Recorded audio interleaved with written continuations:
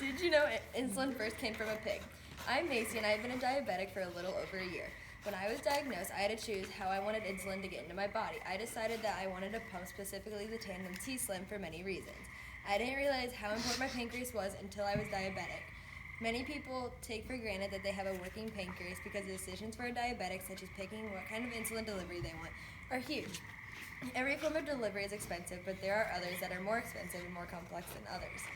By the end of my speech, you will know the different insulin delivery options, how to choose the best one for you and your needs, and examples of pros and cons of each delivery option.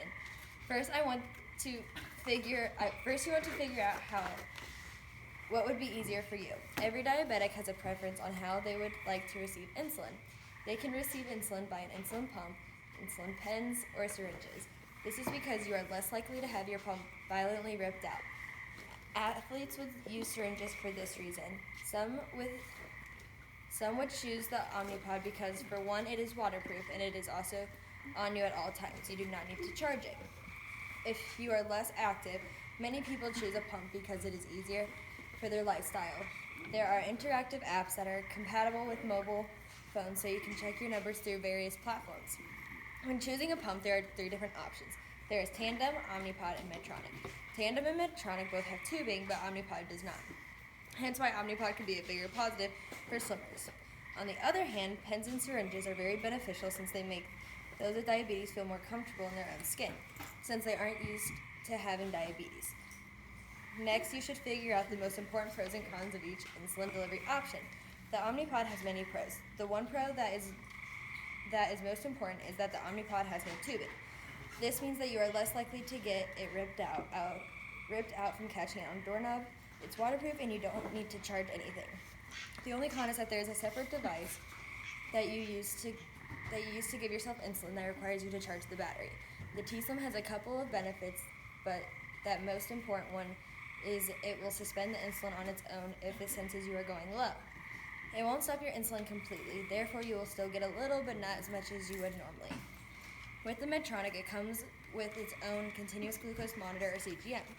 The problem with this is that it tends to read someone's blood sugar wrong pretty frequently. This is a big issue because your CGM says if your CGM says you are high and you give yourself insulin to go lower, but you're actually low, you'll go low and have difficulties bringing it up.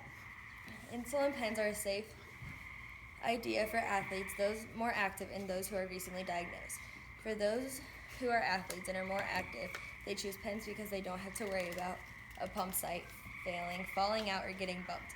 Those who are recently diagnosed choose pens because it helps them handle their blood sugar and focus on amounts and tracking blood sugar. A con to using pens is that you have to always make sure you have enough insulin for the day and enough needles to use throughout the day. If you choose to do insulin delivery with syringes, you will have a vial of insulin and syringe.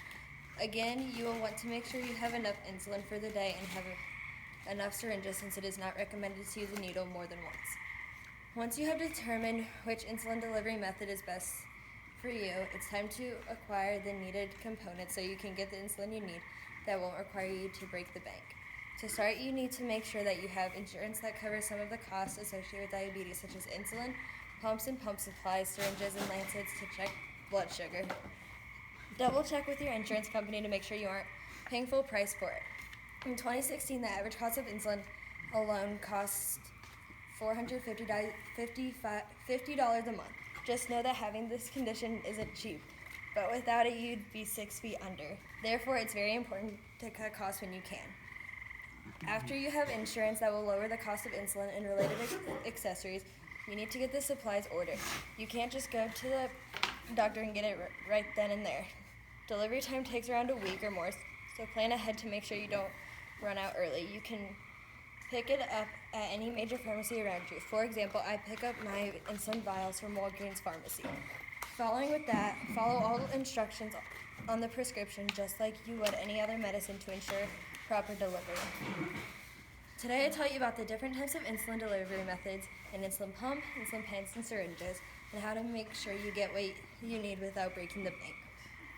With this new knowledge, you will be able to help a diabetic pick a delivery method that best fits their needs and wants as they figure out how to manage and live with their diabetes in a safe and healthy manner.